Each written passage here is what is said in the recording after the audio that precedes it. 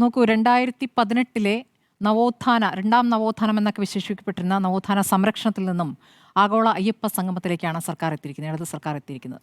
അപ്പോൾ ഈ 10 വർഷത്തിനിടയിൽ ആലോചിക്കാത്ത ഒരു കാര്യം, ഈ 10ാം വർഷം തിരഞ്ഞെടുപ്പിന് മാസങ്ങൾ മാത്രം ശേഷിക്കുമ്പോൾ ആഗോള അയ്യപ്പ സംഗമം എന്ന രൂപത്തിൽ തന്നെ ആ പരിപാടിക്ക് പേരിടുന്നതിന് പിന്നിൽ കൃത്യമായ രാഷ്ട്രീയ ലക്ഷ്യമാണത്. ആ രാഷ്ട്രീയ ലക്ഷ്യം എന്നുള്ളത് നഷ്ടപ്പെട്ടു പോയ ഭൂരിപക്ഷ വോട്ട് തിരിച്ചു പിടിക്കുക എന്നുള്ളത് തന്നെയാണ്. ലോക്സഭാ തെരഞ്ഞെടുപ്പിന് മുൻപെടുത്തിരിക്കുന്ന രാഷ്ട്രീയമല്ല ലോക്സഭാ തെരഞ്ഞെടുപ്പിന് ശേഷം ഉണ്ടായിരുന്നത്. ലോക്സഭാ തെരഞ്ഞെടുപ്പിന് മുമ്പ് ഈ പറഞ്ഞ പുരോഗമന രാഷ്ട്രീയം കേരളത്തിൽ എല്ലാവരും അതിലേക്ക് എത്തിയിരിക്കുന്നു എന്നൊരു തെറ്റിദ്ധാരണ CPM-നുണ്ടായിരുന്നു, ഇടത് സർക്കാരിനും ഉണ്ടായിരുന്നു. അതുകൊണ്ട് വേഗത്തിൽ തന്നെ ആ കോടതി ഉത്തരവ് നടപ്പാക്കാനുള്ള ശ്രമങ്ങളിലേക്ക് പോയപ്പോൾ പലയിടത്തും അത് പാളിച്ചകൾ പറ്റി. ആ പാളിച്ചകൾ എന്നുള്ളത് ലോക്സഭാ തെരഞ്ഞെടുപ്പിന് ശേഷം ഓരോ വീടുകളിലും ചെന്ന് നേതാക്കൾ ഞങ്ങൾക്കൊരു പിഴവ് പറ്റിയതാണെന്ന രൂപത്തിൽ അത് വിശദീകരിക്കുന്നതിലേക്ക് എത്തിയ കാര്യമാണ്.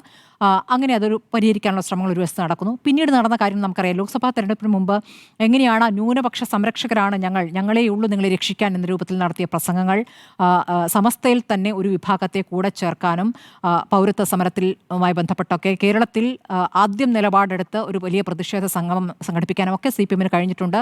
ആ കാലത്തൊക്കെ ന്യൂനപക്ഷം ആ തരത്തിൽ പങ്കെടുക്കുകയും ചെയ്തു. പക്ഷേ വോട്ട് എടുപ്പ് കഴിഞ്ഞപ്പോൾ അത് തെരഞ്ഞെടുപ്പിൽ പ്രതിഫലിച്ചില്ല എന്നുള്ളതാണ്. അതിനുശേഷം നടത്തിയിരിക്കുന്ന രാഷ്ട്രീയ നിലപാടാണ് ഏറ്റവും പ്രധാനം. കഴിഞ്ഞ 2 ഉപതെരഞ്ഞെടുപ്പുകളിലായാലും നമ്മുടെ പ്രധാനപ്പെട്ട CPM നേതാക്കൾ, മുഖ്യമന്ത്രി അടക്കം നടത്തിയ പ്രസംഗങ്ങളെല്ലാം തന്നെ മുസ്ലിം ലീഗിനെതിരായ പ്രസംഗങ്ങളാണ്. മുസ്ലിം ലീഗുമായി ബന്ധപ്പെട്ട് മുസ്ലിം ലീഗിനെ ആഴത്തിൽ വിമർശിക്കുന്ന, കോൺഗ്രസിനെ വിട്ട് മുസ്ലിം ലീഗിനെ മാത്രം വിമർശിക്കുന്ന രാഷ്ട്രീയ പ്രസംഗങ്ങൾ ഏറ്റവും ഒടുവിൽ നമ്മൾ കണ്ട് ഉപതെരഞ്ഞെടുപ്പിൽ പോലും നമ്മൾ കണ്ടതാണ്.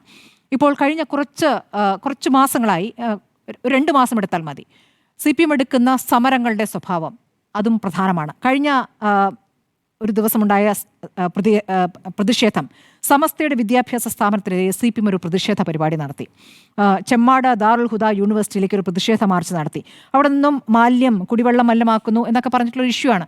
പക്ഷെ അങ്ങനെ ഒരു ഇഷ്യൂ ഉണ്ടാകുമ്പോഴും സാധാരണഗതിയിൽ CPM ഒരു പ്രതിഷേധ പരിപാടിയിലേക്ക് പോകില്ല. അതൊരു പക്ഷേ ചർച്ച നടത്തും, പരിശോധിക്കും, അവരുമായിട്ട് ഒരു ചർച്ച നടത്താനുള്ള രീതികളിലേക്കാണ് പോകുക. CPM പക്ഷേ ഒരു പ്രതിഷേധ മാർച്ച് നടത്തി. അപ്പോൾ അതിൽ കൃത്യമായ രാഷ്ട്രീയമുണ്ട്. ഭൂരിപക്ഷ വോട്ട് ഉറപ്പിക്കാനുള്ള ശ്രമങ്ങൾ പല തലങ്ങളിലായി നമ്മൾ കാണുന്നുണ്ട്.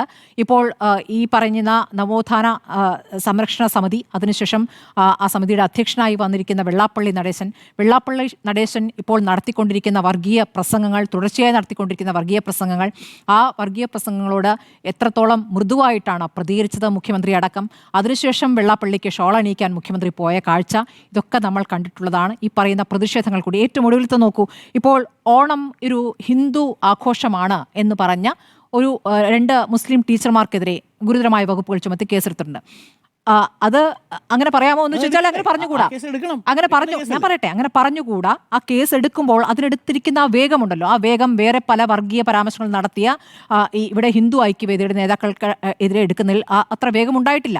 അത് ഒരു വിഷയം തന്നെയാണ്. ഇനി BJP-യുടെ ഭാഗത്ത് നിന്ന് നോക്കിയാൽ BJP പറയുന്നു ഇത് രാഷ്ട്രീയ നാടകമാണ്, സ്റ്റാലിനും മുഖ്യമന്ത്രിയും വിശ്വാസികളല്ല. അപ്പോൾ വിശ്വാസികളല്ലാത്തവർ ഈ പരിപാടി നടത്തിയാൽ വലിയ വില കൊടുക്കേണ്ടി വരുമെന്നൊന്നും പറയുന്നതിൽ ഒരു കാര്യമില്ല. കാരണം രാഷ്ട്രീയ നാടകം ഇവർക്ക് മാത്രമുള്ളതാണോ? ഈ മതവും വിശ്വാസവും രാഷ്ട്രീയമായി ഉപയോഗിക്കാനുള്ള എല്ലാ അവകാശവും ഞങ്ങൾക്ക് മാത്രമാണെന്ന് BJP കരുതുകയാണ്. BJP അത് ചെയ്തിട്ടുമുണ്ട്. അപ്പോൾ BJPക്ക് പ്രശ്നം, BJPക്ക് കിട്ടുന്ന ഭൂരിപക്ഷ വോട്ട് അത് CPM-ലേക്ക് മടങ്ങിപ്പോകുമോ? അതായത് കഴിഞ്ഞ തിരഞ്ഞെടുപ്പുകളിലൊക്കെ കിട്ടിക്കൊണ്ടിരുന്ന പതിവിൽ വിരുദ്ധമായി കൂടുതലായി കിട്ടിക്കൊണ്ടിരുന്ന വോട്ട് അത് നഷ്ടപ്പെടുമോ എന്നുള്ള ആശങ്കയുണ്ട്. അതുകൊണ്ടാണ് ആ പ്രതികരണം അവിടെ നടത്തുന്നത്.